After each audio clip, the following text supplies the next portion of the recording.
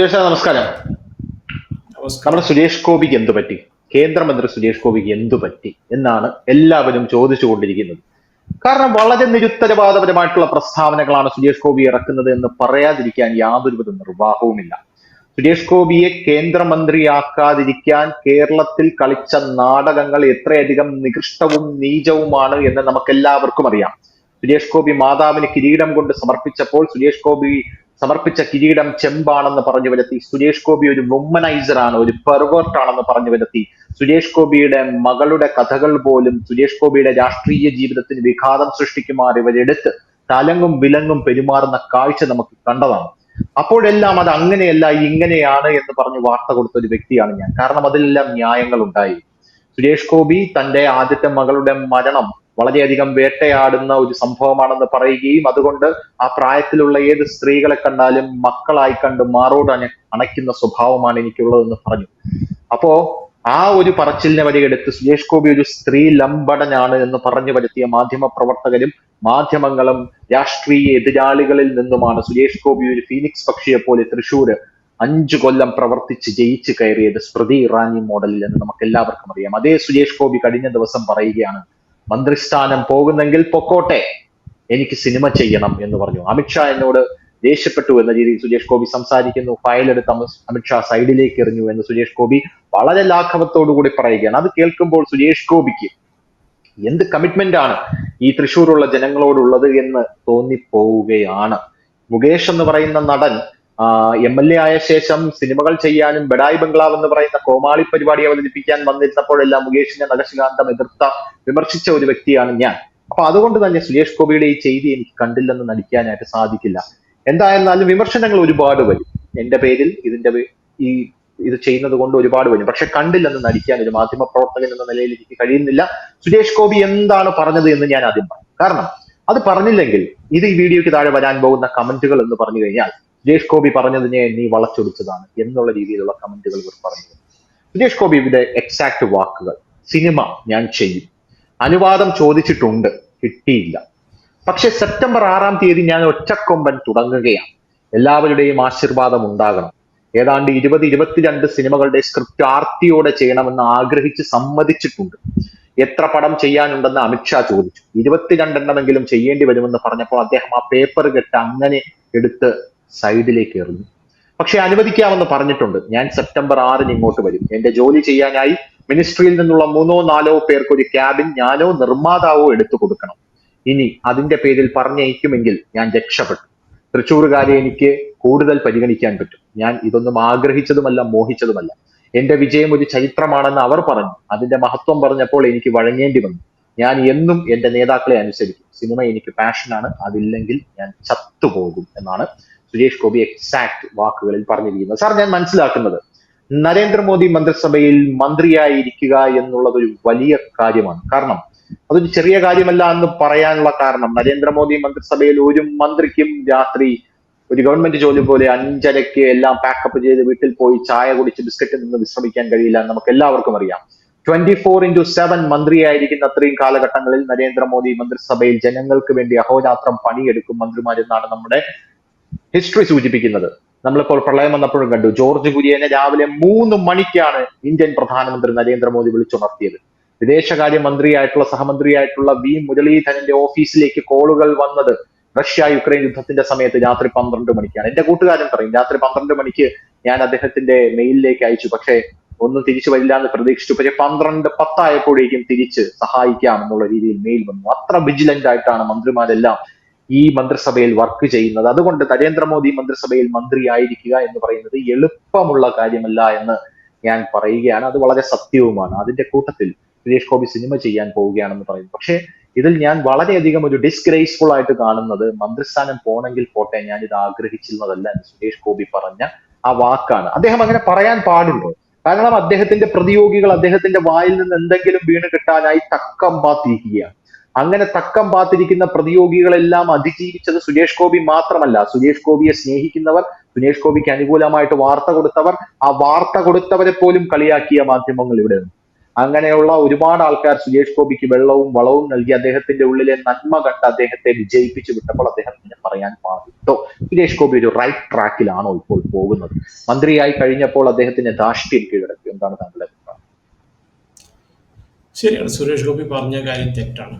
Especially അമിത്ഷാന്റെ കൂടെ നടന്ന conversation പുറത്ത് പറയാൻ പാടില്ല. ബിക്കോസ് നമ്മൾ എക്സാക്ട്ലി. ഇന്ന് സത്യപ്രതിജ്ഞ ചെയ്യുമ്പോൾ ഒരു ഓത്ത് ഓഫ് ഓഫീസ് സീക്രസി എന്ന് പറഞ്ഞൊരു പരിപാടിയുണ്ട്. എൻ്റെ അടുത്ത് വരുന്ന വിഷയങ്ങൾ ഞാൻ ആരായിട്ടും ഡിസ്കസ് ചെയ്യില്ല, ആരായിട്ടും പറയില്ല എന്നുള്ളൊരു ഒരു വാക്ക്. ഇതാ ഒരു കോണ്ടെക്സ്റ്റ് വരില്ല. പക്ഷെ എന്നാലും ഞാനും ധനുഷും കൂടിയിരുന്ന് പ്രൈവറ്റ് ഒരു കോൺവെർസേഷൻ നടത്തി. അത് നാളെ ഞാൻ പബ്ലിക്കിൽ പറഞ്ഞു. ഞാനും ധനുഷും നോബഡിയാണ്, എന്നാലും പറയണം. നമ്മൾ പബ്ലിക്കിൽ പോയി പറഞ്ഞു കഴിഞ്ഞാൽ അത് ശരിയല്ല. നമ്മൾ രണ്ടുപേരും തമ്മിലൊരു സംഭാഷണമാണ്. സുരേഷ് ഗോപിക്ക് അറിയാം പോളിറ്റിക്സിൽ കിടക്കുമ്പോൾ പൊളിറ്റിക്സ് ഒരു ഫുൾ ടൈം പ്രൊഫഷനാണ്, ഒരു പാർട്ട് ടൈമായിട്ട് ചെയ്യാൻ പറ്റില്ല. നമ്മൾ എത്രയോ എക്സാമ്പിൾസ് എടുക്കാതെ, നിർമ്മല സീതാരാമൻ ഉണ്ടായിരുന്നു, സ്മൃതി ഇറാനി ഉണ്ട്, അശ്വിനി വൈഷ്ണവ് ഉണ്ട്, ഡോക്ടർ ഹർഷ് വർദ്ധൻ ഉണ്ട്. ഇവരൊക്കെ ഓരോ പ്രൊഫഷണൽസ് ആയിരുന്നു. ഹർഷ് വർദ്ധൻ ഡോക്ടറായിരുന്നു, സ്മൃതി ഇറാനി ആക്ട്രസ് ആയിരുന്നു, നിർമ്മല സീതാരാമൻ ഒരു ഫൈനാൻസ് പ്രൊഫഷണൽ ആയിരുന്നു. പക്ഷെ അത് കഴിഞ്ഞ് ഫുൾ ടൈം പോളിറ്റിക്സിലേക്ക് ഇറങ്ങിയില്ല. പക്ഷെ ഒരിക്കൽ പോളിറ്റിക്സിൽ എൻ്റർ ചെയ്ത് കഴിഞ്ഞാൽ അതൊരു ഫുൾ ടൈം പ്രൊഫഷൻ തന്നെയാണ്. പിന്നെ നമുക്ക് സിനിമ എന്ന് മാത്രമല്ല, വേറെ ഒന്നും നമുക്ക് ചെയ്യാൻ പറ്റില്ല. അത് നമ്മൾ മറക്കരുത്.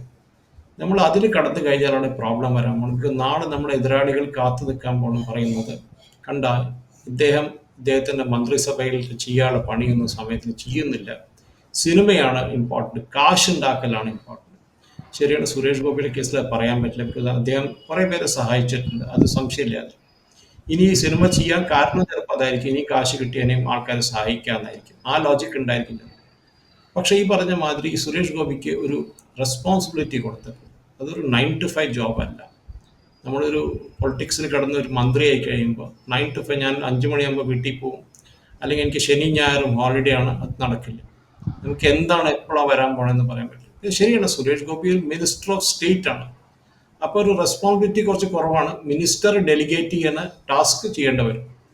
മിനിസ്റ്റർ പറയും, ഇപ്പോൾ നിർമ്മല സീതാരാമനായിട്ടുള്ള വർക്ക് ചെയ്യുന്ന ആളായിരുന്നു, ഈ പറഞ്ഞ മാതിരി സുരേഷ് ഗോപിയുടെ ബോസായ അവർ ടാസ്ക് ഡെലിഗേറ്റ് ചെയ്യും. നീ ഈ ഫയലുകൾ നോക്കുക, ഡിസൈഡ് ചെയ്യും, എന്നിട്ട് അവർക്കൊരു ഒരു ഒരു റെസ്പോൺസിബിലിറ്റി കൊടുക്കും, ഒരു ഡെലിഗേഷൻ ചെയ്യും. ആ ഡെലിഗേഷൻ നമ്മൾ കംപ്ലീറ്റ് ആയിട്ട് ഹാൻഡിൽ ചെയ്യേണ്ടതാണ്. സുരേഷ് ഗോപി 22 സിനിമ ചെയ്യാന്ന് പറഞ്ഞാൽ ഒരു സിനിമയ്ക്ക് നമ്മൾ ഒരു 6 മാസം വെച്ച് കഴിഞ്ഞാൽ 2 ഷിഫ്റ്റ് വെച്ച് ചെയ്താലും സുരേഷ് ഗോപിക്ക് 5 കൊല്ലത്തെ സിനിമകൾ തീർക്കാൻ പറ്റില്ല. ബിക്കോസ് 5 അതെ. കൊല്ലം കഴിഞ്ഞാൽ തൃശ്ശൂരുകാർ ഒരു റിപ്പോർട്ട് കാർഡ് ചോദിക്കും, നിങ്ങൾ എന്താണ് ഞങ്ങൾക്ക് വേണ്ടി ചെയ്തതെന്ന്. അത് സുരേഷ് ഗോപിയുടെ അതായത് കാര്യത്തിൽ പ്രത്യേകിച്ച് ചോദിക്കും. പ്രത്യേകിച്ച് ചോദിക്കും. ബിക്കോസ് ഈ പറഞ്ഞ മാതിരി കൊച്ചി മെട്രോ തൃശ്ശൂർ വരും, തൃശ്ശൂർ റെയിൽവേ സ്റ്റേഷൻ മോഡേണൈസേഷൻ എന്താവും, തൃശ്ശൂർ ഒരു മോഡൽ ടൗൺ ആക്കി മാറ്റും, മോഡൽ സിറ്റി ആക്കി മാറ്റും, ഇതൊക്കെ ഉണ്ട്. ശരിയാണ്, സിനിമ ചെയ്തുകൊണ്ട് അതും ചെയ്യാൻ പറ്റും. പക്ഷേ ഒരു പ്രൊഫഷനിലേക്ക് കിടക്കും, ഒരു പൊളിറ്റിക്സിലേക്ക് കിടക്കും, ഒരു ഇൻകംപ്ലീറ്റ് ആയിട്ടുള്ള സിനിമകൾ ഉണ്ടെങ്കിൽ അത് കംപ്ലീറ്റ് ചെയ്തോളൂ, അതാരും ഒബ്ജക്റ്റ് ചെയ്യില്ല. പകുതിക്ക് വെച്ച് വിട്ടുപോയ സിനിമകൾ കംപ്ലീറ്റ് ചെയ്യണം. അപ്പോൾ ആ പ്രൊഡ്യൂസർ അല്ലെങ്കിൽ ശരിക്കും മുങ്ങിപ്പോകും. പക്ഷേ ഇനിയും വരാൻ പോകുന്ന സിനിമകൾ ചെയ്യണോ വേണ്ടയോ, സുരേഷ് ഗോപിക്ക് മാത്രമേ ചെയ്യാൻ പറ്റുന്ന സിനിമകളാണോ, അത് വേറൊരു ക്വസ്റ്റ്യൻ.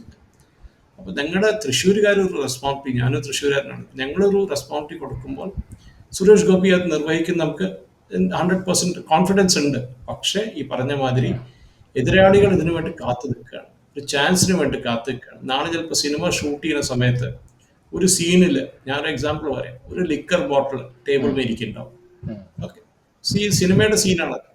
അത് ഒരുത്തൻ ഫോട്ടോ എടുത്തിട്ട് കേന്ദ്രമന്ത്രി ഇതാ തണ്ണി അടിക്കുന്നു എന്നിട്ട് ഒരു ഫോട്ടോ നാളെ എന്തായാലും നടക്കുക. അല്ലെങ്കിൽ കേന്ദ്രമന്ത്രി ഇങ്ങനെ പറഞ്ഞു, ഇങ്ങനെ ഒരു ആൾക്കാരെ കൊല്ലാം, അതിന് കുഴപ്പമൊന്നുമില്ല എന്ന് പറഞ്ഞ ഒരു ഡയലോഗ് ഉണ്ടാവും സിനിമയിൽ. ഓക്കെ, നീതിക്ക് വേണ്ടി എന്ത് വേണമെങ്കിൽ ചെയ്യാന്നുണ്ടാവും.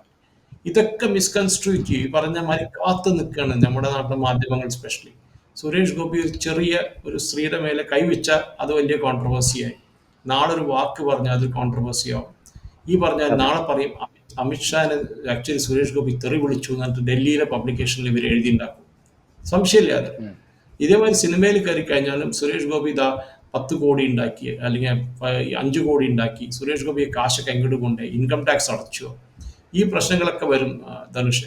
അപ്പോൾ ഞാൻ പറയണെങ്കിൽ സുരേഷ് ഗോപിക്ക് ഒരു നല്ല പൊളിറ്റിക്കൽ അഡ്വൈസർ വേണ്ടതാണ്, ഒരു മീഡിയ അഡ്വൈസർ വേണ്ടതാണ്. എന്താ പറയുക, എല്ലാ കാര്യങ്ങളും നമുക്ക് ചെയ്യാൻ പറ്റില്ല. ഇപ്പോൾ നരേന്ദ്രമോദിയുടെ കേസിന് എടുത്തു കഴിഞ്ഞാൽ നമുക്ക് കാണാം, മോദി അല്ല ട്വീറ്റ് ചെയ്യണത്, മോദി അല്ല മോദിയുടെ വീഡിയോ ഇറക്കുന്നത്, അതൊരു ടീമുണ്ട്. എനിക്കറിയാം, അതിൽ കുറച്ച് പേരെ എനിക്ക് ക്ലോസ് ആയിട്ടുള്ള ഫ്രണ്ട്സാണ് എൻ്റെ. മൻ കി ബാത്ത് നടത്തുന്ന ഒരാളാണ്, ഒരു ടീമുണ്ട്.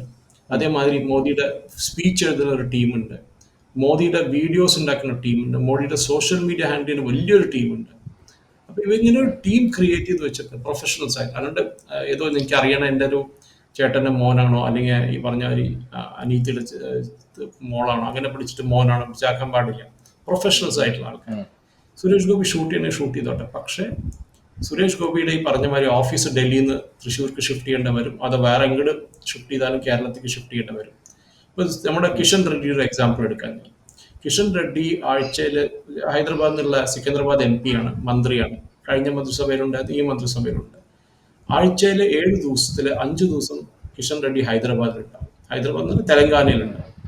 അത് കാരണം എന്താണ്? കോൺസ്റ്റിറ്റ്യുവൻസിയിലെ കാര്യങ്ങൾ നോക്കണം, കോൺസ്റ്റിറ്റ്യുവൻസിയിൽ ഉണ്ടാവണം. എപ്പോഴും ഡൽഹിയിൽ ഉണ്ടാവണം എന്നില്ല. പക്ഷെ ലോക്സഭ പാർലമെന്റ് സെഷൻ നടക്കുമ്പോൾ കിഷൻ റെഡ്ഡി ഡൽഹിയിലായിരിക്കും. അത് മോദി അത് വിട്ടുവീഴ്ച മോദി സമ്മതിക്കില്ല അതിൽ.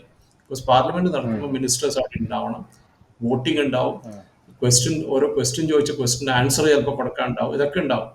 സുരേഷ് ഗോപി ഇപ്പൊ കാണിക്കേണ്ടതെന്ന് പറഞ്ഞാൽ ഇംഗ്ലീഷിലൊരു ഒരു പ്രയോഗമുണ്ട്, വാക്ക് ദ ടോക്ക് എന്ന് പറയും. ദാറ്റ് ഈസ് പറഞ്ഞ കാര്യം കാണിച്ചു കൊടുക്കുക. അതിപ്പോ എല്ലാവരും 5 കൊല്ലം വരെ വെയിറ്റ് ചെയ്യില്ല. ചില കാര്യങ്ങൾ നമ്മൾ ഇമ്മീഡിയറ്റ് ആയിട്ട് കാണിച്ചു കൊടുക്കണം. ഫോർ എക്സാമ്പിൾ തൃശ്ശൂർ റോഡുകൾ, ഞാൻ കഴിഞ്ഞ 3 ദിവസമായിട്ട് അവിടെ തൃശ്ശൂരുണ്ട്. അയ്യോ അവിടുത്തെ റോഡുകൾ കണ്ട ശരിക്ക് മാർസാണോ അതോ പറഞ്ഞാൽ ചന്ദ്രനാണോ അതോ നമ്മുടെ ഇവിടെ കേരളത്തിലാണോ സംശയം വരും. ശരിയാണ്, ഞാൻ താമസിക്കുന്ന ഹൈദരാബാദിലെ റോഡുകൾ എല്ലാം അങ്ങനെ നല്ല റോഡ് എന്നല്ല, പക്ഷെ റോഡുകളെല്ലാം കേന്ദ്രമന്ത്രിയുടെ പരിധിയിൽ വരുന്നതാണോ എന്നുള്ളൊരു സംശയം എനിക്കുണ്ട്. പൊതുമരാമത്തിന്റെ പരിധിയിൽ വരും, PWD അങ്ങനെ അതിന്റെയൊക്കെ പരിധിയിലാണല്ലോ റോഡുകൾ വരുന്നത്. ദേശീയപാതകളാണെങ്കിലും ഞാൻ 2 ദിവസമായിട്ട് ഗുരുവായൂർക്ക് പോയിരുന്നു. 19th പോയിരുന്നു, ഇന്നും പോയിരുന്നു ഗുരുവായൂർ, തൃശ്ശൂർ ഗുരുവായൂർ. ആ തൃശ്ശൂർ ഗുരുവായൂർ റോഡ് ഒരു ട്രാഫിക്, ഒരു റിലീജിയസ് ട്രാഫിക് പോണ റോഡാണ്. നമ്മുടെ കേരളത്തിലെ ആൾക്കാർ മാത്രമല്ല, അന്യരാഷ്ട്രങ്ങളിൽ നിന്ന് വരുന്ന ആൾക്കാരുണ്ട്. എൻ്റെ കസിനൊക്കെ കുറേ പുറത്തുനിന്ന് കസിൻസൊക്കെ വന്നിരുന്നു, കുറേ പേര് പുറത്ത് വന്നിരുന്നു, US നിന്നും സിംഗപ്പൂരിൽ നിന്നും. അവരൊക്കെ പറഞ്ഞ ഈ റോഡിൻ്റെ കണ്ടീഷനെ പറ്റിയിട്ടാണ്. അയ്യോ 2 മണിക്കൂർ എടുത്തു തൃശ്ശൂർ ഗുരുവായൂർ, അല്ലെങ്കിൽ 1.5 മണിക്കൂർ എടുത്തു. കൊച്ചിയിൽ നിന്ന് വന്ന് തൃപ്രയാർ കയറി അവിടെ. ഇതാണ് നോക്കേണ്ടത്. അത് നാഷണൽ ഹൈവേ അല്ല, അത് സ്റ്റേറ്റ് ഹൈവേ ആണ്. തൃശ്ശൂരിൽ നിന്ന് ഗുരുവായൂർ ഈ road, for example Suresh Gopi നാളെ ഒരു ഡിസിഷൻ എടുത്ത് ഇംപ്ലിമെന്റ് ചെയ്ത് കഴിഞ്ഞാൽ പിന്നെ സുരേഷ് ഗോപി 10 സിനിമ ചെയ്താൽ 20 സിനിമ ചോദിച്ചാൽ ആരും ചോദിക്കില്ല. ആക്ഷനബിൾ കാണിച്ചു കൊടുക്കും. നമ്മൾ ഇല്ല ഞാൻ ചെയ്യാം 5 കൊല്ലം കഴിഞ്ഞ് ചെയ്യാന്ന് പറയുന്നത് അല്ല അതിൻ്റെ ഒരു ആൻസർ. നമ്മൾ ഇന്ന് ചെയ്ത് കാണിക്കണം. സുരേഷ് ഗോപിയുടെ ഫസ്റ്റ് റെസ്പോൺസിബിലിറ്റി തൃശ്ശൂരിലെ അവിടുത്തെ വോട്ടേഴ്സിൻ്റെ അടുത്താണ്. തൃശ്ശൂർ ഓരോ പ്രോബ്ലം, എത്ര കോൺസ്റ്റിറ്റ്യുവൻസി ഉണ്ട്, അസംബ്ലി കോൺസ്റ്റിറ്റ്യുവൻസി, അതിൽ ഓരോ കോൺസ്റ്റിറ്റ്യുവൻസിയിലെ പ്രോബ്ലം ഐഡന്റിഫൈ ചെയ്ത് എവിടെ താമസിച്ച് അത് സോർട്ട് ഔട്ട് ചെയ്തിട്ട് സുരേഷ് ഗോപി 10 സിനിമ ചെയ്താൽ ആർക്കൊരു അതിശയമുണ്ട്. സുരേഷ് ഗോപിയെ സംബന്ധിച്ച് പറയുമ്പോൾ അടുത്തതായിട്ട് അത് ശരിയാണ്, താങ്കൾ പറഞ്ഞത് ശരിയാണ്. പക്ഷെ വേറൊരു കാര്യം ഞാൻ എടുത്ത് പറയേണ്ടതായിട്ട് തോന്നുന്നു. സുരേഷ് ഗോപി ഇപ്പൊ വിജയിച്ചു വന്നിട്ട് 2 മാസം തികയുന്നതേ ഉള്ളൂ. പക്ഷെ ആ 2 മാസത്തിൽ തന്നെ ഇത്തരത്തിലുള്ള ഒരു പ്രസ്താവനകൾ, അത് നടത്തുന്നതിലുള്ള ഒരു യുക്തി, അത് നടത്തുമ്പോൾ അദ്ദേഹം അതിന് തിരഞ്ഞെടുക്കുന്ന വേദി, അതെല്ലാം വളരെ കോൺട്രവേഴ്ഷ്യൽ ആയിക്കൊണ്ടിരിക്കുകയാണ്. സുരേഷ് ഗോപി പറയുന്ന പല വാക്കുകളും ഇപ്പോൾ ഇവിടെ പല ആൾക്കാരും എടുത്ത് വളച്ചൊടിച്ചും അതിഭീകരമായിട്ട് ചർച്ച ചെയ്യുകയാണ്. ചില സമയത്ത് തോന്നും സുരേഷ് ഗോപി തീരെ ബോധമില്ലാതെയാണോ ഈ കമന്റുകളൊക്കെ പറഞ്ഞതെന്ന് ചില സമയത്ത് തോന്നിപ്പോകും. അങ്ങനെയാണ് സുരേഷ് ഗോപി കമന്റുകളൊക്കെ പറയുന്നത്. പോരാത്തതിന് സുരേഷ് ഗോപിയെ പ്രധാനമായിട്ടും ഇവിടെയുള്ള ആൾക്കാർ എപ്പോഴും ആക്രമിക്കുന്നത് അടുത്ത ജന്മത്തിൽ ബ്രാഹ്മണനായി ജനിക്കണം എന്നുള്ള സുരേഷ് ഗോപിയുടെ ഒരു കമന്റിൽ പിടിച്ചു തൂങ്ങിയിട്ടാണ്. അപ്പോൾ ആ ഒരു കമന്റിൽ സുരേഷ് ഗോപിയുടെ പിടിച്ചു തൂങ്ങി അങ്ങനെ ആക്രമിക്കുമ്പോഴും അതിന് വളം വെച്ചു കൊടുക്കുന്ന രീതിയിലുള്ള ഒരു പ്രവർത്തികളാണ് സുരേഷ് ഗോപിയുടെ ഭാഗത്തു നിന്നും ഉണ്ടാകുന്നത്. സുരേഷ് ഗോപി, ഞാനൊരു സംശയം പ്രകടിപ്പിക്കട്ടെ സാറേ. അതായത് സുരേഷ് ഗോപി എന്ന് പറയുന്ന വ്യക്തി തൃശ്ശൂരിലെ പല സ്ഥലത്തേക്കും പോകുമ്പോൾ അദ്ദേഹം ഒരു ഫ്യൂഡൽ മാടമ്പിയെ പോലെ മുണ്ടും കസവുമുണ്ടും നേരിയതും ഉടുത്ത് പോകുമ്പോൾ മുന്നിലേക്ക് ഒരാൾ നടന്നു പോകുന്നു, അദ്ദേഹത്തിന്റെ കയ്യിൽ സുരേഷ് ഗോപി അടിക്കുന്നു. അങ്ങനെ ഒരു സാഹചര്യം ഉണ്ടാകുന്നു. അത് സമൂഹ മാധ്യമങ്ങളിൽ വളരെ ഭീകരമായിട്ട് ആഘോഷിക്കപ്പെട്ടു. എന്നാൽ അത് ആരാണ്, എന്താണ്, സുരേഷ് ഗോപി അത് ചെയ്യാനുള്ള സാഹചര്യം എന്താണ് എന്നൊന്നും ആരും ആ സമയത്ത് ചർച്ച ചെയ്തിരുന്നില്ല. ഇത് ഞാൻ ഒരാളുമായിട്ട് സംസാരിച്ചപ്പോൾ, അതായത് ഒരു BJPയിലെ തന്നെ എന്റെ ഒരു പ്രമുഖനായിട്ടുള്ള സുഹൃത്തുമായിട്ട് സംസാരിച്ചപ്പോൾ അദ്ദേഹം പറഞ്ഞത് സുരേഷ് ഗോപി കേന്ദ്രമന്ത്രിയായത് ഇവിടെയുള്ള BJPയിലെ പല പ്രമുഖർക്കും സഹിക്കാൻ പറ്റുന്നതിനും അപ്പുറമായിരുന്നു എന്നാണ്. അതുകൊണ്ട് തന്നെ സുരേഷ് ഗോപി എത്രത്തോളം ട്രോൾ ഫിഗർ ആക്കാൻ പറ്റുമോ ഇവരും കൂടെ ചേർന്ന് സുരേഷ് ഗോപിയെ ട്രോൾ ഫിഗർ ആക്കിക്കൊണ്ടേയിരിക്കും. രണ്ടാമത്തെ കാര്യം, സുരേഷ് ഗോപിക്ക് ചുറ്റുമുള്ള ഉപജാപക വൃന്ദം. ഈ ഉപജാപക വൃന്ദമാണ് സുരേഷ് ഗോപിയെ ഇത്രയും വായിൽ നിന്ന് മുതിർന്നു വീഴുന്ന ഈ മൊഴിമുത്തുകളെല്ലാം ഈ ഉപജാപക വൃന്ദത്തിന്റെ കൂടെ ഉള്ളതാണ് എന്ന് സാർ നേരത്തെ പറഞ്ഞൊരു പോയിന്റ് വളരെ ക്ലിയർ ആണ്. അതായത് സുരേഷ് ഗോപിയും അമിത്ഷായും തമ്മിൽ ഒരു കോൺവെർസേഷൻ നടക്കുന്നു. അത്തരത്തിൽ ഒരു കോൺവെർസേഷൻ നടക്കുമ്പോൾ അത് അങ്ങനെ നടന്നു, ശരി, സുരേഷ് ഗോപി അത് പുറത്ത് പറയാതിരിക്കാനുള്ള ഒരു മാന്യത കാണിക്കുന്നത്. കാരണം അത് പുറത്ത് പറഞ്ഞു കഴിഞ്ഞാൽ സുരേഷ് ഗോപിയെ ആക്രമിക്കാനുള്ള ആ ഒരു നമ്മൾ അങ്ങോട്ട് വടി കൊടുക്കുന്നത് പോലെ ആയി പോകും എന്നുള്ളതാണ് ഒന്നാമത്തെ കാര്യം. രണ്ടാമത്തെ കാര്യം, അദ്ദേഹം സിനിമ ചെയ്യും എന്ന് പറയുമ്പോൾ അതിന്റെ ടൈം പീരീഡ്, അത് സാർ പറഞ്ഞു കഴിഞ്ഞു, 22 സിനിമയാണ്. ഒരു സിനിമയ്ക്ക് 6 മാസം വേണ്ട, ഒരു സിനിമയ്ക്ക് 3 മാസം വെച്ച് എടുത്തു കഴിഞ്ഞാലും 5 വർഷം കഴിക്കാനായിട്ട് പറ്റില്ല എന്നാണ് എനിക്ക് തോന്നുന്നത് ഈ 22 സിനിമ ചെയ്യുമ്പോൾ. അപ്പൊ സ്വാഭാവികമായിട്ടും എത്ര സിനിമയുണ്ടെന്ന് അമിത്ഷാ ചോദിച്ചപ്പോൾ എനിക്ക് 22 സിനിമ ഉണ്ടെന്ന് ചോദിച്ചപ്പോൾ അമിത്ഷാ മനസ്സിൽ വിചാരിച്ച് കാണില്ലേ, പിന്നെ താങ്കൾ എന്തിനാണ് ഇലക്ഷനിൽ നിന്ന് വിജയിച്ച് ഇങ്ങോട്ടേക്ക് കയറി വന്നത് എന്നുള്ള കാര്യം അമിത്ഷാ സ്വാഭാവികമായിട്ടും വിചാരിച്ചു കാണില്ല. എന്നിട്ടായിരിക്കും അദ്ദേഹം ആ പേപ്പർ നിരാശയോടുകൂടി അപ്പുറത്തെടുത്തിട്ടത് എന്നുള്ള വ്യാഖ്യാനങ്ങളാണ് പല ഭാഗത്തു നിന്നും ഉണ്ടാകുന്നത്. സുരേഷ് ഗോപി ഇത് തിരിച്ചറിയുമോ? കാരണം അദ്ദേഹം ഇത് തിരിച്ചറിയാൻ വേണ്ടിയിട്ടാണ് ഈ ചർച്ച നമ്മൾ നടത്തുന്നത് കൂടെ. കാരണം അദ്ദേഹം ഇത് കാണുകയാണെങ്കിൽ അദ്ദേഹം തിരിച്ചറിയണം. ഞാൻ ചോദിച്ച അതേ പ്രമുഖനായിട്ടുള്ള ഒരു BJP നേതാവ് പറയുന്നത്, സുരേഷ് ഗോപിയോട് ഈ ഘട്ടത്തിൽ ഈ തരുണത്തിൽ നമുക്കൊന്നും പറയാനുള്ള ഒരു ഒരു ഒരു ഒരു പവർ ഇല്ല. കാരണം പവർ ഇല്ല എന്ന് പറയുന്നത് വേറൊന്നും കൊണ്ടല്ല, അദ്ദേഹത്തിന്റെ ചുറ്റുമുള്ള ഉപജാപക വൃന്ദം അത്രയ്ക്ക് ശക്തമാണ്. ആ ഉപജാപക വൃന്ദത്തെ താണ്ടി സുരേഷ് ഗോപിയുടെ അടുത്തേക്ക് ഒരു കാര്യം എത്തിച്ചാൽ തന്നെയും അദ്ദേഹം അത് വിശ്വസിക്കാനുള്ള മനസ്സ് കാണിക്കുമോ എന്നുള്ള ഉറപ്പ് പോലും ഇല്ല എന്നാണ് പറയുന്നത്. എന്താണ് മറുപടി? ഇത് ധനുഷ വേറൊന്നുമല്ല, നമ്മള് ഇൻഡിവിജ്വൽ ആയിട്ട് നല്ല ഒരാളായിരിക്കും. സുരേഷ് ഗോപിയുടെ പ്രോബ്ലം എന്നല്ല ഞാൻ പറയുന്നത്, സുരേഷ് ഗോപിയുടെ കൂടെ ഒരു ദിവസം കംപ്ലീറ്റ് ഞാൻ സ്പെൻഡ് ചെയ്താണ് ഹൈദരാബാദ് വന്നപ്പോൾ. ഒരു 2-3 കൊല്ലം അവിടെ ഒരു പ്രോഗ്രാമിന് വന്നതാണ് മലയാളികളുടെ. ആള് നല്ല ആളാണ്, at heart is A very good man. പക്ഷേ ഈ സിനിമയുടെ ഒരു ഒരു ഡയലോഗ് ഉണ്ടല്ലോ, അത് നോർമൽ ഇതിലും വന്നു പോകും. അതാണ് പ്രോബ്ലം. ഒരു പൊളിറ്റീഷ്യൻ പറയുമ്പോൾ കണ്ടിട്ടില്ലേ, അവർ വളരെ മെഷേർഡ് ആയിട്ട് വർത്താനം പറയും. മോദി ആയാലും അമിത്ഷാ ആയാലും അവർ പറയാൻ പോകുന്ന കാര്യം അവർ 10 പ്രാവശ്യം ആലോചിച്ചിട്ടാ പറയുക.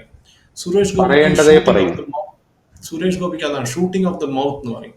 എന്തോ പറഞ്ഞു പിന്നെയാണ് ഈ ഒരിക്കൽ പറഞ്ഞു കഴിഞ്ഞാൽ പിന്നെ വാക്ക് തിരിച്ചെടുക്കാൻ പറ്റില്ല, നമുക്ക് എല്ലാവർക്കും അറിയാതെ. അപ്പൊ നമ്മൾ പറയുമ്പോൾ വളരെ വളരെ കെയർഫുൾ ആയിരിക്കും. സുരേഷ് ഗോപി ഒരു പൊളിറ്റീഷ്യൻ ആയിരുന്നില്ല, ഒരു MP ആയിരുന്നില്ലെങ്കിൽ ആരും ചോദിക്കില്ല ഈ കാര്യങ്ങൾ, ആരും ചോദിക്കില്ല. പക്ഷെ ഒരു MP ആയിക്കഴിഞ്ഞ ഒരു മിനിസ്റ്റർ ആകുമ്പോൾ എന്ത് പറ്റുന്ന ആ റെസ്പോൺസിബിലിറ്റി വരുന്നുണ്ട് നിങ്ങളുടെ മേൽ. നിങ്ങൾ ഓരോ വാക്ക് പറയുമ്പോൾ അതിനെ ഡിസെക്ട് ചെയ്ത് അതിനെ കംപ്ലീറ്റ് മാറ്റി ഇതെന്തിനാ പറയണമെന്നെല്ലാം അത് വലിയ ചർച്ചകളാവും പിന്നെ ടെലിവിഷൻ ചാനലിലും ബാക്കി മീഡിയയിലൊക്കെ. ഇതാണ് നമ്മൾ കെയർഫുൾ ആയിരിക്കുന്നത്. ഒരു അത് മന്ത്രിസഭ, എസ്പെഷ്യലി മോദി മന്ത്രിസഭയിലെ ഏറ്റവും വലിയ അഡ്വാൻറ്റേജും ഡിസഡ്വാൻറ്റേജ് എന്ന് പറഞ്ഞാൽ മോദി അബ്സല്യൂട്ട് കൺട്രോൾ ഉണ്ട് മിനിസ്റ്റേഴ്സിന് മേലെ. ഒറ്റ ആള് ചെറിയൊരു അഴിമതി കാണിച്ചാൽ മോൾക്ക് പിടിച്ച് പുറത്തേക്കാക്കും, അത് സംശയമില്ല. അത് മന്ത്രിസഭയിൽ മന്ത്രി മാത്രമല്ല, മന്ത്രിമാരെ കൂടുതൽ അസിസ്റ്റൻസ്, ഇവരാണ് ഏറ്റവും വലിയ പ്രോബ്ലം. നാളെ ഇവർ എമർജൻസി കോട്ട, ട്രെയിനിന്റെ എമർജൻസി കോട്ട കൊണ്ട് വിറ്റു എന്ന് വെച്ചാൽ, ഹൈദരാബാദിൽ ഒരു കേസ് ഉണ്ടായി ഇങ്ങനെ. ട്രെയിനിന്റെ എമർജൻസി കോട്ട കാശ് കൊടുത്ത് ഒരു മന്ത്രി ഇതുമാതിരി വിറ്റു എന്നൊരു അലിഗേഷൻ വന്നപ്പോൾ അവന്റെ അസിസ്റ്റന്റിനെ പിടിച്ച് പുറത്തേക്കാക്കി, പാർട്ടിയിൽ നിന്നും പുറത്തേക്കാക്കി. ഇതുണ്ടാവും, ഇത് ഡെഫിനറ്റ് ആയിട്ട് ഇങ്ങനെ കുറെ അലിഗേഷൻസ് വന്നിട്ടിരിക്കുവേ. അല്ലെങ്കിൽ കാശ് കൊടുത്ത് ഞാനൊരു പരിപാടി എനിക്ക് ചെയ്തു തരാം, സുരേഷ് ഗോപി നമ്മുടെ ആളല്ല, ഞാൻ ചെയ്തു തരാം, ഇങ്ങനെ പറയുന്ന ആൾക്കാരുണ്ടാവും. സുരേഷ് ഗോപിക്ക് അറിയില്ല അതൊക്കെ നടക്കുന്നുണ്ട്.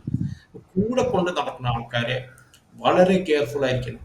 അതെനിക്ക് തോന്നുന്നു ഇവൻ പിണറായി വിജയൻ 5-6 മാസം ഒരു കൊല്ലം മുമ്പ് പിണറായി വിജയൻ CPM പറഞ്ഞാണ് കൂടെ കൊണ്ട് പേഴ്സണൽ സ്റ്റാഫിനെ വളരെ കെയർഫുൾ ആയിരിക്കും. ഈ പേഴ്സണൽ സ്റ്റാഫാണ് മന്ത്രിമാരെ കൊണ്ട് മുക്കണത് ആക്ച്വലി. അതാണ് സുരേഷ് ഗോപി നോക്കുക. സുരേഷ് ഗോപി പറയുമ്പോൾ ഇനി തൊട്ടൊരു ഒരു ഫിലിം ആക്ടർ ലെവലിൽ നിന്ന് ഇറങ്ങി വന്ന് നോൺ ഡ്രാമാറ്റിക് ആയിട്ട് matter of fact straight simple മലയാളത്തിൽ ഒരു ഇവിടുത്തെ തൃശ്ശൂർ ജനതയാലും ഇവിടുത്തെ ആൾക്കാരായിട്ട് വർത്താനം പറയുമ്പോൾ നന്നായി. പക്ഷെ അങ്ങനെ അദ്ദേഹത്തിന് പ്രോബ്ലം എന്താ പറഞ്ഞാൽ ഈ സിനിമ ഡയലോഗ് പറയുന്ന മാതിരിയാണ് നോർമൽ വർത്തനം. ചിലപ്പോൾ വീട്ടിലും അങ്ങനെ തന്നെയായിരിക്കും കേട്ടോ, പറയാൻ പറ്റില്ല. നമ്മളൊക്കെ വീട്ടിൽ വർത്താനം പറയുമ്പോൾ നമ്മൾ നോർമൽ ഇതിലാണ് പറയും. പക്ഷെ ഒരു സിനിമ ആക്ടർ ആകുമ്പോൾ പോസിബിളി ആ സിനിമയുടെ ഒരു റോള് വീട്ടിലേക്കും പിന്നെ ഈ പറഞ്ഞ വീട്ടിൽ നിന്ന് ഓഫീസിലേക്കും കൊണ്ടുവരും. അതാണ് സുരേഷ് ഗോപിയുടെ പ്രോബ്ലം ഇപ്പോഴത്തെ. ഒരു കാര്യം സ്ട്രെയിറ്റ് ആയിട്ട് ചോദിച്ചു കഴിഞ്ഞാൽ നമ്മുടെ അവിടുത്തെ ചില പൊളിറ്റീഷ്യൻസ് ഉണ്ട്, തൊട്ടില്ല എന്ന് പറഞ്ഞവർ പറയുമവർ അങ്ങോട്ടുമില്ല എങ്കിലും ഡിപ്ലോമാറ്റിക് ആൻസർ ഉണ്ടാവും. സുരേഷ് ഗോപിക്ക് അത് പറയാറിയില്ല. സുരേഷ് ഗോപി നേരെ പോ പാർട്ടി പറയുന്ന പാർട്ടിയാണ്. അവിടെയാണ് പ്രോബ്ലം വരുന്നത്. നേരെ പോ പൊളിറ്റിക്സ് നടക്കില്ല. നമ്മൾ കുറച്ച് കാര്യത്തിൽ നമ്മൾ ഡിപ്ലോമാറ്റിക് ആയിരിക്കണം, കുറച്ച് കാര്യത്തിൽ നമ്മൾ I don't know, I'm sorry, I'm not aware of it പറഞ്ഞു അവിടെ തടിമാറി അവിടെ മാറിപ്പോണം അവിടുന്ന്. അതാണ് ഉണ്ടാവുക. കുറെ മന്ത്രിമാരെ നമ്മൾ കണ്ടിട്ടുണ്ട്, അവർക്ക് അറിയില്ലെങ്കിൽ അവർ പറയും, അറിഞ്ഞാലും പറയും ചിലപ്പോൾ. Sorry, I don't want to comment on this, എനിക്ക് ഇതിലൊന്നും പറയാനില്ല, അങ്ങനെ മാറി ആൾക്കാർ. സുരേഷ് ഗോപി അല്ലെങ്കിൽ അത് പഠിച്ചിട്ട് പറയാമെന്ന് പറയും. എന്തായാലും പക്ഷെ സുരേഷ് ഗോപി ഇത് പഠിച്ചു വരണത് എന്തറിയോ, ഇത് ഈ മന്ത്രിസഭ എന്ന് പറഞ്ഞാൽ ഇന്നുണ്ടാവും നാളെ പോകും. ഒരു കാര്യമുണ്ട്, പൊളിറ്റിക്സിൽ കസേരയുള്ളവരെ പവറുള്ളൂ. കസേരയിൽ നിന്ന് ഇറങ്ങിക്കഴിഞ്ഞാൽ ഒറ്റ തിരിഞ്ഞു നോക്കില്ല. ഇത് തെലങ്കാനയിൽ KCRന്റെ അടുത്തുണ്ടായിരുന്നത് ഇതിനു മുന്നേ മുഖ്യമന്ത്രി. അദ്ദേഹം മുഖ്യമന്ത്രി ആയിരുന്നപ്പോൾ ഈ പറഞ്ഞ മാതിരി ആൾക്കാരുടെ ഇതായിരുന്നു, വീടായാലും ഓഫീസായാലും എവിടെയായാലും. പക്ഷെ ഒരിക്കൽ അദ്ദേഹം ആ പോസ്റ്റിൽ നിന്ന് ഇറങ്ങിക്കഴിഞ്ഞപ്പോൾ ശരിക്കും മലയാളത്തിൽ പറഞ്ഞൊരു പട്ടി തിരിഞ്ഞു നോക്കില്ല അങ്ങനെ. അതാ പ്രോബ്ലം. ഇതാണ് പൊളിറ്റിക്സിന്റെ ഏറ്റവും വലിയ ഡിസഡ്വാൻറ്റേജ്. നമ്മൾ പൊളിറ്റിക്സിലുള്ളപ്പോൾ വളരെ വളരെ കെയർഫുൾ ആയിരിക്കണം ലാംഗ്വേജ്. നാളെ അമിത്ഷാ ചിലപ്പോൾ സുരേഷ് ഗോപിക്ക് അപ്പോയിന്റ്മെന്റ് കൊടുക്കില്ല. ബിക്കോസ് എന്തായി ഇദ്ദേഹം പുറത്തു പോയി പറയാന്ന് പേടിയായിരുന്നു അമിത്ഷാ. ഞാൻ എന്തെങ്കിലും പറഞ്ഞു അതേ വാക്ക് പുറത്തു പോയി പബ്ലിക്കിൽ നാളെ റിപ്പീറ്റ് ചെയ്ത് കഴിഞ്ഞാൽ അമിത്ഷാന്റെ ഇമേജ് എന്തായിരിക്കും? അമിത്ഷാ അത്രയും കോൺഫിഡന്റ് ആയിട്ടുള്ള കാര്യങ്ങൾ ഡീൽ ചെയ്യുന്നുണ്ട്, അത് നമ്മൾ പുറത്ത് പറയാൻ പാടില്ല. ശരി, ഞാനും അമിത്ഷായും കൂടി ഇരുന്ന് ഒരു സംഭാഷണം ഉണ്ടായി, നിങ്ങളെ അറിയിക്കാം അതിനെ പറ്റിയിട്ട് എന്താ ഡിസൈഡ് ചെയ്യുന്നത്, ഒരു ഡിപ്ലോമാറ്റിക് ആൻസറാണ്. അതല്ലാണ്ട് അമിത്ഷാ ഫയൽ എടുത്ത് വലിച്ചെറിഞ്ഞു, ഇതൊന്നും പറയാൻ പാടില്ല. ഇത് I think somebody he needs a very good media adviser. അതാണ് എനിക്ക് തോന്നുന്നത് സുരേഷ് ഗോപിക്ക് ഇല്ലാത്തൊരു ഇതാണ്. അദ്ദേഹത്തിന് കൂടെ ഇലക്ഷൻ ക്യാമ്പയിനിൽ ഉണ്ടായിരുന്ന ആൾക്കാർ തന്നെ അഡ്വൈസേഴ്സ് ആയിട്ട് മാറിയിട്ടുണ്ട്. അത് തെറ്റാണ്.